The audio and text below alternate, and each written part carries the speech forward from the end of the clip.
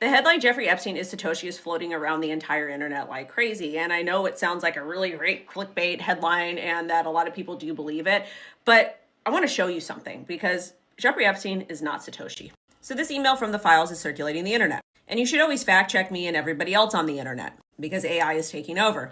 In this email, he talks about acquiring Mt. Gox. If you don't know what Mt. Gox is, it's based in Japan and is one of the first early Bitcoin exchanges. Jeb McCaleb founded Mt. Gox, and he was also part of Ripple and Stellar. Those are also in the files. Now, I want to ask you this. If Epstein did create Bitcoin, why wouldn't he have created Mt. Gox? Why wouldn't he have created a Bitcoin exchange? Because the goal is to make money, right? Why would he need to acquire that instead of create his own?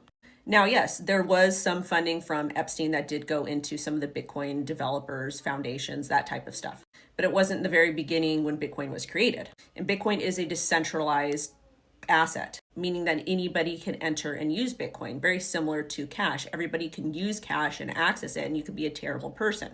But the difference with Bitcoin and cash is that you can actually track Bitcoin. It's on a public ledger. And you guys remember this story that happened. JP Morgan, 290 million settlement with Epstein accusers, because they were facilitating transactions. Now with the bank, they have very strict requirements on KYC, deposit, transactions, everything.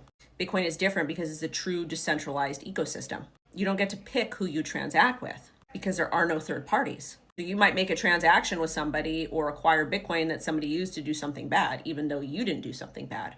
And again, when we talk about Epstein funding the early developments of Bitcoin or the stuff over at MIT, a lot of these addresses were public. Anybody could have funded it. All you needed to do was send Bitcoin to that address, and they can't control who is sending them the funds. They also can't halt transactions. Goodbye.